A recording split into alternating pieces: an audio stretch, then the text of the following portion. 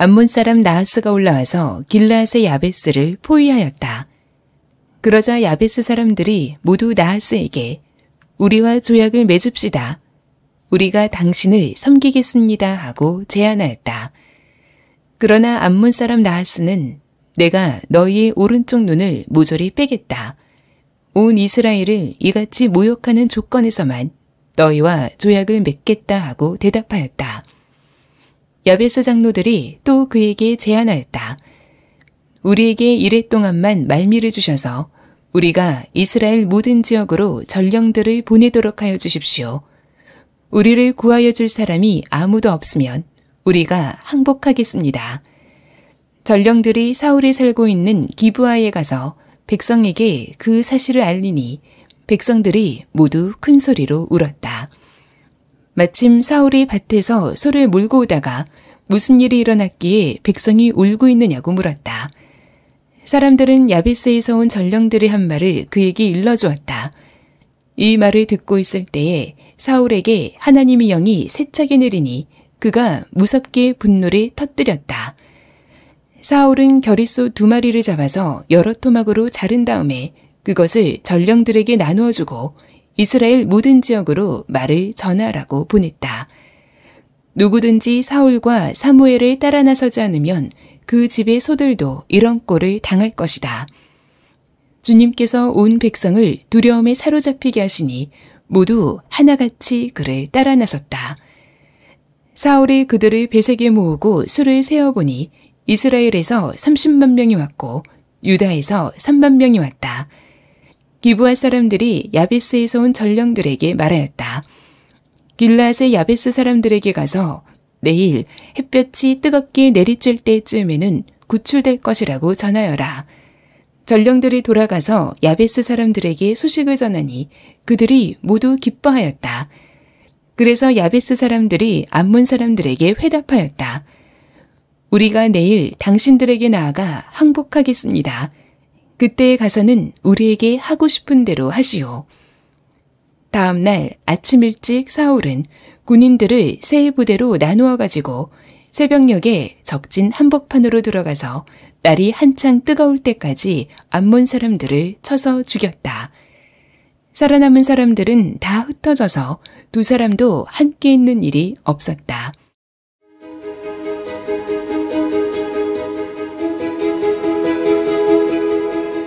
오늘 말씀 제목이 하나님의 선교적 부르심에 응답하라입니다. 이 말씀 가지고 나누도록 하겠습니다.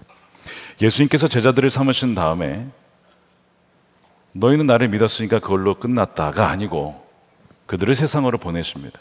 그래서 모든 민족에게 가서 너희가 이제는 제자를 삼아야 된다. 제자를 삼고 세례를 베풀어라. 복음을 증거해라. 라고 세상으로 보내셨죠. 위대한 사명, 대위임령, 지상 대위임령이라고 우리가 부릅니다. 우리가 주님 부르신 그날까지 감당해야 될 사명인데 최근 들어 이 한국교회 지난 몇 년간 선교의 동력이 떨어진다는 이야기를 듣곤 합니다. 왜 그럴까? 그리스도인들 중에 선교는 옵션이라고 생각하는 분들이 계시는 것 같습니다. 여러분, 우리는 선교적 존재입니다. 우리 부르신 자리에서 가정이든 직장이든 일상이든 어느 곳이든지 우리는 선교적 존재로 우리를 부르셨어요. 옵션이 아니라는 거예요. 그래서 이 옵션이라는 생각, 하나님께서 구원하시면 뭐 알아서 구원하시겠지. 여러분, 그렇지 않습니다. 보내는 자가 없고 또한 전파한 자가 없으면 들을 수 없고 믿을 수 없다라고. 그렇기 때문에 사람들을 보내어 또한 우리가 가서 증거해야 된다고 분명히 성경은 말씀합니다. 또 한 가지 선교를 약화시키는 것 중에 종교다원주의 사상이 있습니다. 모든 종교가 같다는 거예요. 형식만 다르지 결국 지류가 달라도 큰 강에서 만나고 바다에서 만나지 않냐. 결국 만나는 거 아니냐는 거예요. 아니요. 예수님은 아버지께로 갈 자가 오직 나 외에는 없다라고 분명히 말씀하셨습니다. 요한복음 14장 6절에 예수께서 이르시되 내가 곧 길이요 진리요 생명이니 나로 말미암지 않고는 아버지께로 올 자가 없느니라. 이 복음의 배타성 때문에 선교가 있는 것이죠. 사도행전 4장 12절에 다른 이로서는 구원을 받을 수 없나니 천하 사람 중에 구원을 받을 만한 다른 이름 예수 그리스도 외에 다른 이름을 주신 적이 없다. 그렇기 때문에 예수님을 알지 못한 자들에게 가서 복음을 증거하라고. 구원에 있어서 예수 그리스도의 유일성이 바로 선교를 가능케 하는 것입니다. 예배하는 자가 없기에, 그곳에 예배가 없기 때문에 선교를 하는 것입니다. 그래서 선교가 완성이 되면 선교는 사라지고 무엇만 남냐면 요한계시록 읽어보세요. 예배만 남습니다. 오직 하나님만 예배하는 것만 남는 거예요. 그래서 여전히 우리 선교에 대해서 좀 수동적으로 생각하시거나 그런 태도를 가진 분이 계시다면 오늘 사무엘상 11장 말씀은 바로 여러분들을 위한 말씀입니다. 왜냐하면 바로 사울이 선교에 대해서, 하나님 부르심에 대해서 수동적으로 반응했기 때문에 그렇습니다. 사울은 이스라엘의 초대 왕입니다. 그리고 이스라엘은 하나님이 택하신 제사장적 나라라고 출애굽기 19장에 하나님 말씀하시면서 너희는 내 소유다. 그래서 이제는 너희는 모든 민족에게 나를 증거할 사명을 갖고 있다. 이제는 그 이스라엘의 사명이 이스라엘만이 아니라 이제는 교회라고 하는 새로운 이스라엘, 하나님 백성들에게 그 사명이 또한 주어졌죠. 그래서 우리는 바로 하나님의 증거하는 사명을 갖고 있는 거예요. 그 나라의 왕이 바로 이제 사울이었습니다. 지난주에 살펴본 대로 왕이 됐어요. 그런데 사울은 여전히 짐짝 가운데 숨어 있습니다. 그래서 사무엘의 지파들을 불러 모아다가 제비를 뽑아서 사울이 왕이 되었음을 선포합니다. 하나님이 택하신 왕이다. 자, 그 다음이 이제 11장 내용이에요. 그가 어떻게 되었을까요? 왕이 되었어요. 그가 기브아라고 하는 자기 고향으로 돌아가서 농사를 짓습니다. 하던 대로 소를 몰면서 농부로서의 역할을 다시 감당을 해요. 사울이 이렇게 하는 것은 그가 어떤 사람이 보면 참 그가 서민적이다, 그가 참 겸손하다 이렇게 말할 수 있지만 여러분 그게 아닙니다. 사울은 내가 왕인데 뭘 해야 할지 모르는 거예요. 그래서 그 전에 왕이 없었어요. 그러니까 뭐 따라가야 될 선례도 없고 전통도 없고 왕궁도 없고 보좌관도 없고 아무도 없어요. 그러니까 그냥 원래 하던 대로 농사나 짓자, 그렇게 농사를 짓고 있었던 것입니다. 하나님은 사울에게 농사를 더 잘 지을 수 있도록 기름 부은 게 아니고 왕으로 세운 게 아니라 그에게 왕으로서의 사명, 여러분 우리가 왕 같은 제사장입니다. 우리가 제사장적 사명을 감당하기 위해서 우리에게 성령을 부어주신 거예요. 그래서 사울은 그 부름을 받았지만 여전히 알지 못한 채 있었습니다. 자, 그런데 오늘 11장에 한 사건이 터져요. 요단 동편에 살았던 지파들이 있었고 그 또 더 동편을 가면 암몬 족속이 살고 있었는데 그들이 길앗 야베스라고 하는 지역을 침공해서 포위를 하게 된 겁니다. 그런 위기 상황이 발생한 거예요. 이 암몬 족속은 누구냐면 여러분 잘 아시는 아브람의 조카인 롯이 소돔과 고모라에 갔다가 살아남죠. 가까스로 살아남습니다. 두 딸이 살아남았어요. 함께 그 두 딸 사이에서 자녀를 낳아요. 그의 후손들이 암몬입니다. 암몬. 그래서 이러한 어떤 역사 때문에 이스라엘 족속은 암몬을 별로 이렇게 존중하지 않았습니다. 그렇다 보니까 암몬도 이스라엘을 안 좋아했어요.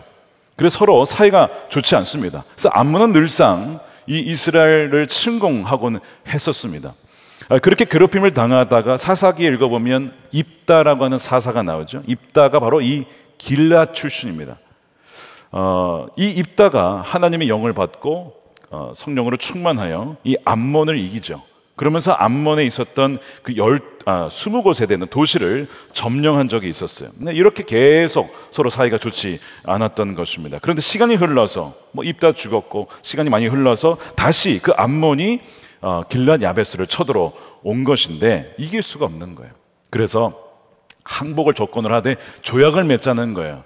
조약을 걸면서 조약을 맺어주면 우리가 암몬을 섬기겠습니다. 이 길앗 야베스 사람들이 이렇게 얘기를 하니까 이 암몬 사람, 이 지도자 나하스가 참 끔찍하고도 모욕적인 말을 합니다. 자, 2절 말씀인데 그러나 암몬 사람 나하스는 내가 너의 오른쪽 눈을 모조리 빼겠다. 온 이스라엘을 이같이 모욕하는 조건에서만 너희와 조약을 맺겠다 하고 대답하였다. 끔찍한 일이죠. 고대 중동에 죄수의 눈을 멀게 하는 형벌이 있었다고 합니다. 여러분 사사기서 읽어보면 삼손이 힘을 잃은 다음에 블레셋에 의해서 끌려갈 때 눈이 뽑힌 거 아시죠?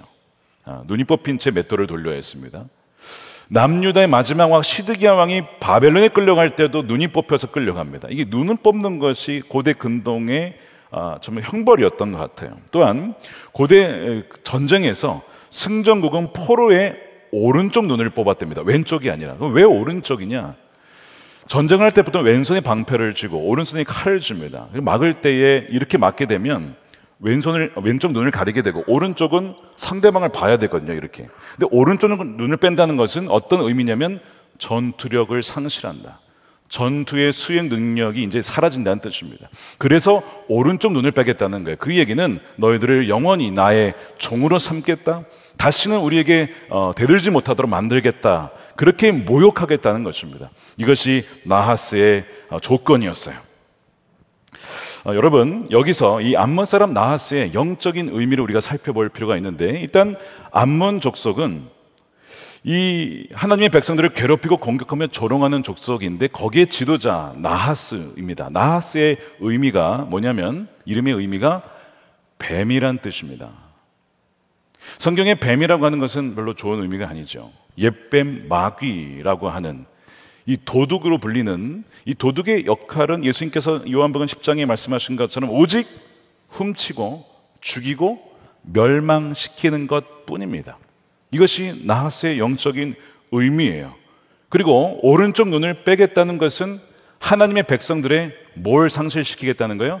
전투력, 영적 전쟁 수행 능력을 잃게 만들겠다. 눈이 멀게 만들겠다. 오직 세상만 바라보며 살겠다. 이렇게 만들겠다는 것입니다. 그래서 청교도 중에 토마스 왓슨이라는 사람이 이 나하스에 대한 이야기를 하면서 무슨 얘기를 하냐면 이렇게 얘기를 합니다.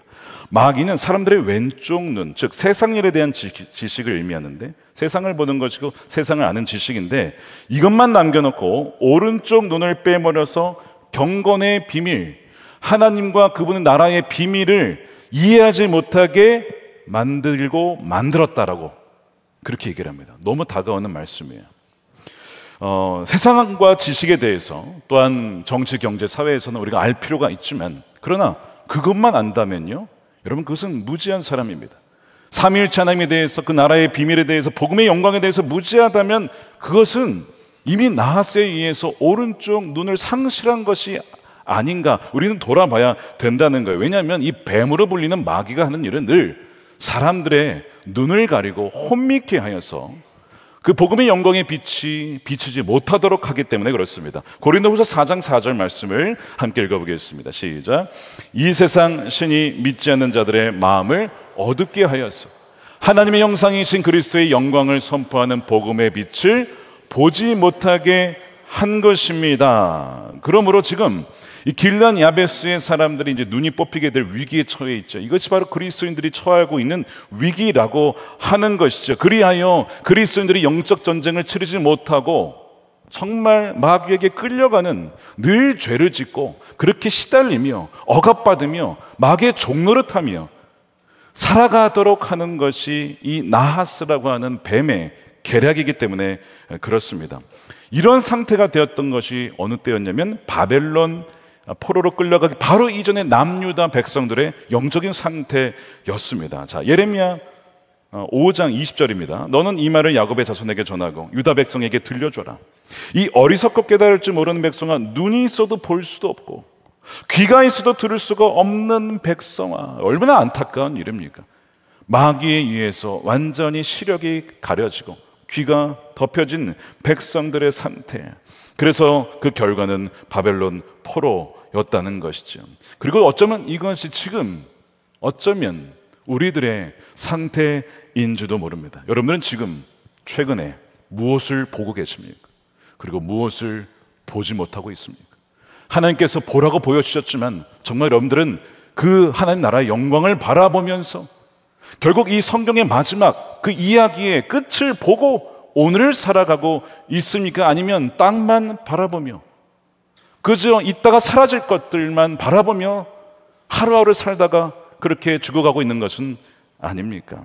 그래서 우리가 믿음의 눈으로 보지 못하고 육신의 눈으로 세상을 보려 한다면 바로 이것이 우리가 위기에 처해 있는 것이고, 우리가 바로 이 길르앗 야베스와 다를 바가 없다는 것을 알아야 된다는 것. 이것이 오늘 본문이 얘기하는 메시지 중에 하나입니다. 더 나아가서 여전히 복음을 듣지 못한 사람들은 영적으로 보지 못하는 자들이죠. 여러분들에게 나눠드리는, 여기에 보시면 이제 우리 59개의 선교지와 선교지 기도 제목이 쫙 나와 있습니다. 거기에 보면 국내와 국외 다, 해외가 다 있는데 지난주에 다녀온 충남의 한 팀의 선교지에 대한 소개에 보면 이런 내용이 있습니다. 그 마을은 교회에 대한 적대감은 없지만 마을 주민 대부분이 토속신앙과 미신을 신봉하고 있습니다. 저희가 이제 뭐 충남에도 가고 곡성에도 가고 여러 가지를 가지만 거기에 여전히 토속신앙과 미신과 우상숭배하는 사람들이 많기 때문에 복음을 받아들이거나 교회에 출석하는 것까지는 마음을 열지 않는다는 거예요. 그게 왜 그런 것이죠? 다 속고 있는 것입니다. 제가 미국에 있을 때 중미에 있는 IT라고 하는 세계에서 가장 못 사는 나라 중에 하나인데 그 나라에 갔습니다. 정말 못 삽니다. 아이들이 진흙파이 만들어서 팔아요. 진흙을 왜 먹어요? 어쨌든 정말 못 사는 나라인데 쓰레기 더미 나라입니다. 거기에 갔더니요, 영화에서만 보던 부두교 주술사가 있더군요. 그러니까 이제 어떤 인형을 저주를 하면 그 사람을 저주하는 거 있잖아요. 왜 그런 거 막 찔러가지고 그 주술사들이 있고요. 실제로 가톨릭과 개신교가 들어가 있지만 사람들이 믿지만 사실 부두교를 다 믿습니다. 거의 다 혼합종교, 정령을 숭배하는, 그것이 그 IT입니다. 역사를 보면 참 안타깝게도 그 나라가 과거에 사탄에게 나라를 바친 적이 있어요. 그래서 그랬는지 정말 그 어두운 영의 지배를 당하고 있는 그 나라인 것을 보았습니다. 눈이 있고 귀가 있어도 보지 못하고 듣지 못하는 이유는 바로 이 나하스라고 상징되는 옛뱀이 사람들의 눈과 귀를 가리고 속이고 있기 때문에 그런 것입니다. 이 나하스가 사람들이 옳은 눈을 뽑겠다라고 하니까 이 야베스의 장로들이 나하스에게 제안을 합니다. 7일간의 시간을 달라는 거예요. 시간을 달라. 그리고 전령을 보내겠다는 겁니다. 그것이 3절입니다. 야베스 장로들이 그에게 이르되 우리에게 이래 동안 말미를 주어 우리가 이스라엘 온 지역에 전령들을 보내게 하라. 만일 우리를 구원할 자가 없으면 내게 나아가리라 항복하겠다는 것입니다. 그런데 지금 뭘 요청하고 있습니까? 폭압과 폭력에서 위기에 처한 야베스 사람들은 지금 자신들을 구원할 구원자를 찾고 있는 것이죠. 구원자가 누굽니까? 바로 여호와 하나님이죠. 하나님 우리를 구원해 주십시오라고 지금 외치고 있는 것인데, 사실상 여기 나와 있는 선교지에, 그게 충남이든 그게 전남이든 전북이든 어디든 간에 해외든 간에 거기에 있는 사람들이 사실상 영혼들이 외치는 것이 우리를 구원해 주십시오, 우리를 살려 주십시오, 우리에게 구원자를 보내주시고 우리에게 기쁜 소식을 들려주십시오 라고 사실은 외치고 있는 것이죠. 그래서 이번에 우리 교회에 59개 팀이 응답하여 국내든 해외든 나아가게 되는 것입니다. 여러분들은 어떻게 반응을 하시겠습니까? 이 야베스 사람들 구원 요청에 대해서 하나님이 어떻게 응답을 하시냐면 밭 갈던 사울을 부르십니다. 사울을 부르세요. 야베스의 전령들이 이 사울이 살고 있는 기브아라는 곳에까지 왔어요. 그러면서 막 울면서 이 소식을 전하는 거예요. 우리가 이제 눈이 뽑히기 직전이라고, 온 민족이 다 우리 사람들이 눈이 뽑히기 위기에 처해 있다라고, 얼마나 서러울까, 얼마나 무서울까, 얼마나 두렵겠습니까? 아니, 이런 잔인한 짓을 저지른 것이 사람이겠습니까? 사울이 이제 소를 몰며 밭을 갈다가 이 충격적인 소식을 듣는 거예요. 그런데 왜 사울에게 왔냐? 길르앗 야베스의 족속과 이 사울이 속해 있는 베냐민 지파는 깊은 연관이 있습니다. 사사기에서 뒷부분에 보시면 내전이 벌어져요. 베냐민 지파를 상대로 다른 지파가 연합해서 멸살시키려고 합니다. 그때에 거의 그냥 사라질 뻔하였던 이 베냐민 지파를 살린 것이 길르앗 야베스의 여인들이 가서 그들과 남자들과 결혼해서 지파가 존속이 됩니다. 겨우 살아남아요. 그 후손이 누구예요? 사울입니다. 그러니까 길르앗 야베스와는 이 베냐민 지파는 약간 사단관계, 하여튼 가족관계인 것 마찬가지인 것이죠.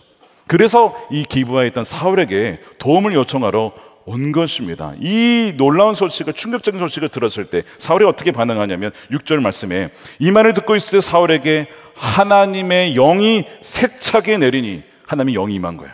그리고 그가 무섭게 분노를 터뜨렸다. 여러분 좀 이상한 점을 발견하셔야 됩니다. 하나님의 영이 임했는데 분노를 했다. 분노는 죄 아닙니까? 맞습니다. 성을 내는 것은 하나님의 의를 이루지 못한다라고 했고, 모세도 그것 때문에 가나안 땅에 돌아가지 못했습니다. 분노는 그 사람의 영을 잠식하고 서서히 죽이는 치명적인 죄가 될 수 있어요. 그런데 어떻게 하나님의 영이 임했는데 분노가 임할 수 있겠습니까? 여러분 아셔야 될 것이 모든 분노가 악한 것은 아닙니다. 마치 분노는 불과 같아서 불이 부엌에 있으면 요리하는 아주 좋은 것이죠. 유익한 것입니다. 그러나 부엌 바깥으로 불이 나오면 집을 다 전체를 다 태울 수가 있는 위험한 것인 것처럼 악한 분노가 있다면 선하고 거룩한 분노가 있다는 거예요. 이 분노라고 하는 것은 하나님의 사랑의 성품만이 아니라 공의라고 하는 성품에서 비롯되는 것이 바로 이 진노입니다. 왜냐하면 하나님 불의를 참지 못하시는 분이시기 때문에 그런 거예요. 로마서 2장 8절에 하나님께서 이기심에 사로잡혀 진리를 거스르고 불의를 따르는 사람에게는 어떻게 해요? 진노와 분노를 쏟으실 것입니다. 하나님 공의로우신 분이십니다. 그래서 분노가 일어나는 거예요. 그래서 오히려 불의한 상황을 대해서 그걸 보고도 적절하게 분노하지 못한다면, 즉 분노의 부재는 문제가 될 수 있는 것입니다. 불의에 분노하지 못한다면 하나님의 공의가 세워지지 않기 때문에 그런 것이죠. 그런 점에서 선하고 거룩한 분노는 무기력하게 억압당하고 폭력을 당하는 이들의 권리를 지켜주고 하나님의 은혜가 구현될 수 있는 통로가 될 수 있다는 점에서 그리스도인들에게는 이런 선하고 거룩한 분노가 있어야 된다는 거예요. 그래서 하나님의 영이 임하였을 때 사울에게 바로 이 거룩한 분노가 임했던 것입니다. 바로 이 나하스에 대하여서 불의한 나하스에 대한 분노였던 것이죠. 그것이 정의를 행할 수 있는 원동력이 됩니다. 성경에 하나님께서 우리에게 구하시는 것이, 원하시는 것이 있다라고 말씀해요. 그게 뭘까? 명확하게 나온 구절이 있는데 미가서 6장 8절입니다. 우리 함께 읽어보겠습니다. 시작. 사람아, 주께서 선한 것이 무엇임을 너에게 보이셨나니 여호와께서 너에게 구하는 것은 오직 정의를 행하며 인자를 사랑하며 겸손하게 내 하나님과 함께 행하는 것이 아니냐. 겸손히 하나님과 동행하는 것, 우리가 자주 듣는 말씀이죠. 하나님과 동행하라고 분명히 말씀해요. 그거 우리에게 원하시는 거예요. 하나님께서 기뻐하시고 하나님께서 원하시는 건 무엇인지 주님과 교제하는 것, 이것이 하나님이 원하시는 것입니다. 그런데 그 이전에 정의를 행하는 것이 먼저 나오고, 두 번째 인자는 사람들에 대하여서 긍휼과 은혜의 마음을 가지고 대하라는 것입니다. 그러면서 정의를 행하라고 분명히 말씀하고 있어요. 이것이 오늘 핵심 주제가 되겠습니다. 이 정의라고 하는 단어가 히브리어 미슈파트라고 되어 있는데 이것은 인간을 공평하게 대한다는 의미를 갖고 있어요. 어떤 사람의 사회적 지위와 상관없이, 그 사람의 인종에 상관없이, 그 사람의 문화적 배경에 상관이 없이 각 사람에게 하나님께서 주신 그 권리를 지켜주라는 것이 미슈파트입니다. 그래서 하나님은 억압받고 고통당한 이들을 돌보시는 공의로우신 분이시고 그것을 행하기를 우리에게 원하신다는 것이죠. 그것을 잘 표현하는 구절이 예레미야서 22장 3절인데 여호와께서 이와 같이 말씀하시되 너희가 정의와 공의를 행하여 탈취당한 자를 압박하는 자의 손에서 건져주라는 거야. 누가요? 우리가 믿는 자들이 건져주라 이겁니다. 이방인, 고아와 과부 차별하지 말고 학대하지 말고 이곳에서 무고한 죄를 흘리지 않도록 하는 것이 나의 뜻이다. 그것이 나의 공의로운 하나님의 뜻이라고 말씀을 하는 거예요. 이것이 바로 왜 사울에게 하나님의 영이 임했을 때의 분노가 동시에 터졌는지를 설명해 주는 구절입니다. 지금 하나님은 사울아, 너가 가야겠다. 지금 억압당하고 오른쪽 눈이 뽑히기 직전에 그 불쌍한 길르앗 야베스의 사람들을 위하여서 너가 움직여야겠다. 언제까지 지금 밥 갈면서 있겠냐? 그것은 농사를 지는 사람에게 맡기고 너는 너의 역할을 해야 된다라고 그를 일으키고 계시는 것이죠.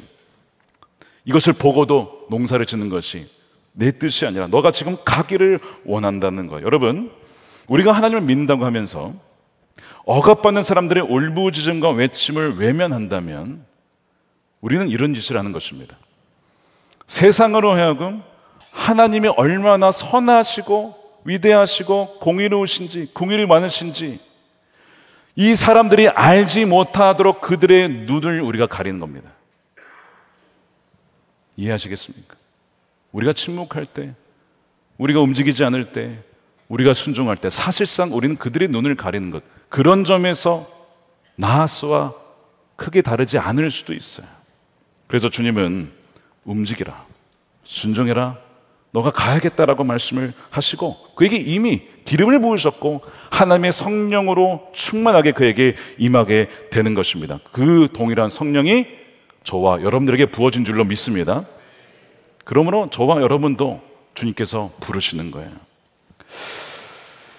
우리는 하나님의 사랑을 받았기 때문에 그 사랑의 빚진 자로서 또한 그 이웃을 사랑하기 때문에 선교한다라고 말합니다. 맞는 얘기예요. 그러나 동시에 오늘 말씀에 의하면 불의를 기뻐하지 않는 것도 선교의 원동력이 된다는 것이 그것이 사랑이라는 것입니다. 왜냐하면 고린도전서 13장의 사랑은 불의를 기뻐하지 아니하고 진리를 기뻐한다.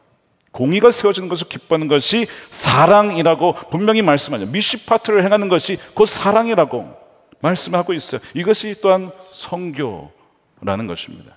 사울에게 하나님의 영이 임합니다.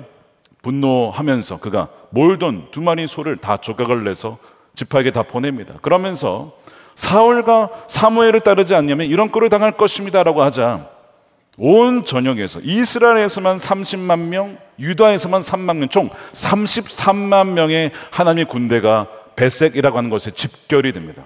그동안 서로 사울이 왕이네 마네 서로 막 갈라져 있던 지파들이 지금 성령의 감동에 의해서 하나 되게 되는 거예요. 여러분, 성령은 하나 되게 하시는 분이십니다. 성령은 우리로 하여금 단결하게 하시고 또한 우리가 싸워야 될 대적이 누구인지를 보게 해요. 우리끼리 싸울 게 아니라는 거예요. 왜 우리끼리 싸우냐 이거죠. 우리끼리 싸울 게 아니라 우리의 대적은 악한 영이다, 마귀다. 분명히 대적을 알게 하고 하나 되게 하는 것이 바로 거룩하신 성령의 역할이죠. 그래서 지금 이제 군대가 모였어요. 그리고 이제 전령들에게 얘기를 하는 거예요. 우리가 구원할 테니 내일쯤이면 너희들이 풀려나게 될 것이다. 그래서 이 전령들이 야벳 사람들의 기쁜 소식을 전합니다. 그 소식을 듣고 다들 기뻐하는 거예요. 뭘 들은 거예요? 복음의 소식을 들은 겁니다. 복음의 소식을 들은 거예요. 그들이 기뻐하죠. 그래서 이제 야베스의 장로들이 무슨 얘기를 하냐면 이 나하스한테는 이렇게 얘기합니다. 내일 우리가 항복을 하겠다. 그러니까 이제 이 나하스와 암몬 족속은 안심을 하고 이제 모든 긴장을 풀게 되는 거예요. 근데 사울의 전략은 무엇입니까? 새벽에 거기를 기습 공격하는 것입니다. 이른바 제가 이름을 지었는데 길랏 여명작전, 아덴만 여명작전의 패러디. 어쩌면 이게 원조인지도 모릅니다. 길랏 여명작전, 새벽에 치는 거예요. 그 대성공을 거두는데 11절입니다. 다음날 아침 일찍 사울은 군인들을 세 부대로 나누어서 새벽녘에 적진 한복판으로 쳐들어가서 날이 한창 뜨거울 때까지 암몬 사람들을 쳐서 죽였다. 살아남은 사람들은 다 흩어지고 두 사람도 함께 있는 일이 없었다. 첫 전투가 대승리로 끝납니다. 이것이 사울의 인생의 가장 피크입니다. 인생의 가장 정점이 있다가 바로 이때예요. 억압받던 길앗 야벳 사람들은 풀려나고 자유하게 됩니다. 기쁜 소식을 누리게 되고 오른쪽 눈을 잃을 뻔했으나 이제는 정말 하나님의 위대하심을 보는 자로 살아가게 된 것입니다. 사랑하는 여러분, 오늘 이 본문이 주는 메시지가 굉장히 다양하게 있어요. 우리가 하나님께서 부르실 때 선교적인 부르심에 우리가 응답해야 된다. 더 이상 이런저런 핑계로 민기적거리지 말고 부르실 때 응답해야 된다는 얘기와 동시에 이 전쟁 이야기가 나오잖아요.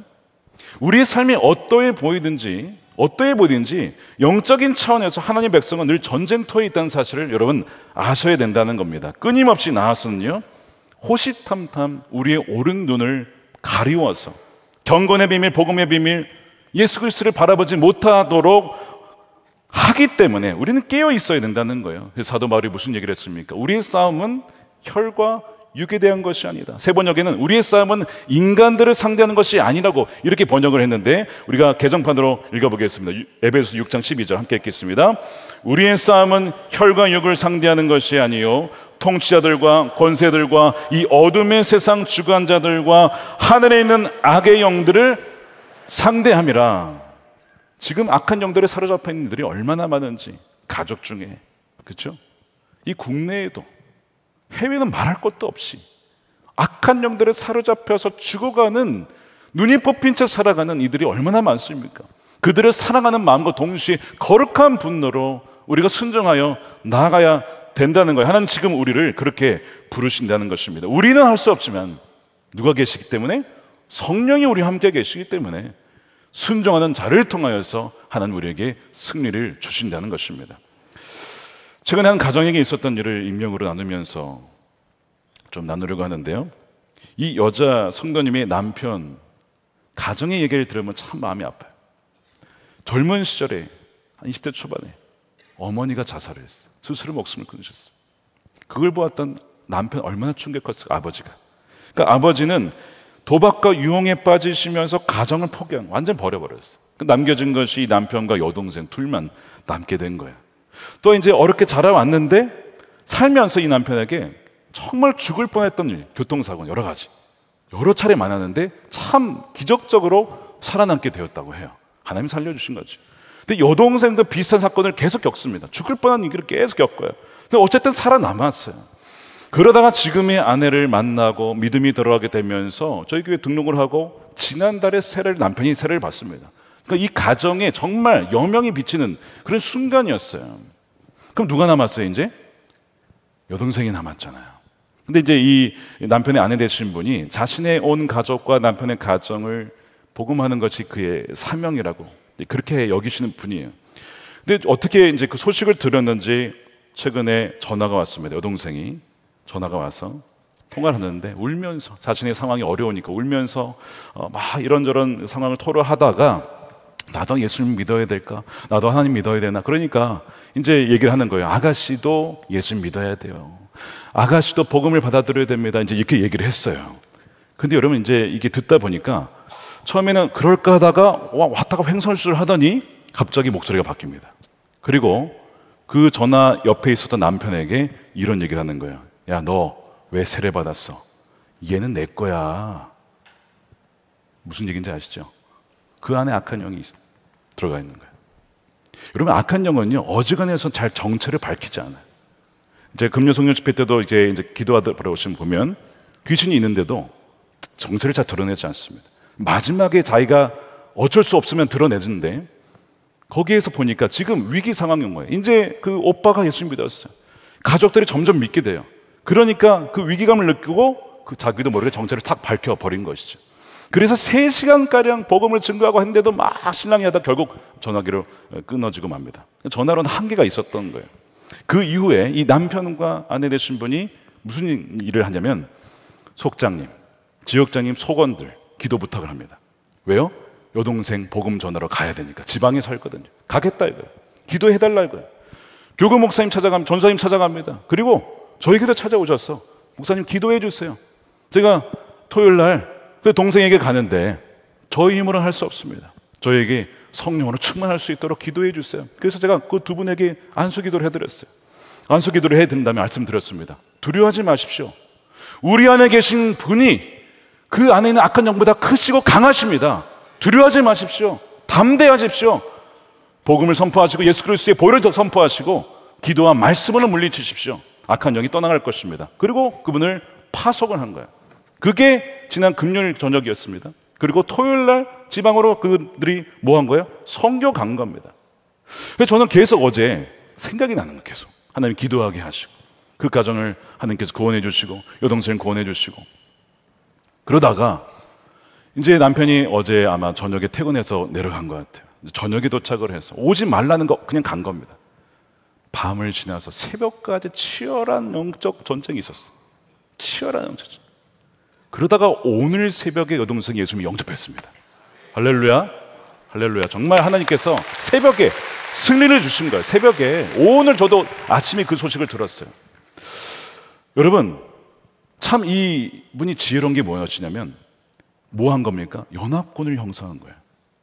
동역자들에게 기도 부탁하면서. 그러니까 온 교회가 같이 연합을 해서 대항을 한 것이죠. 누구에게? 나하스에게 사로잡혀서 죽어가는 그 영혼들을 구출하러 간 것입니다. 치열한 전쟁이 있었지만 하나님은 그 영혼을 구원해 주셨잖아요. 근데 오늘 말씀에 보면요, 사울이 이날의 승리의 공로를 하나님께 돌립니다. 자, 보십시오. 오늘이 일어난 일이에요. 오늘은 주님께서 이스라엘 백성을 구원하여 주신 날이요. 아멘이죠.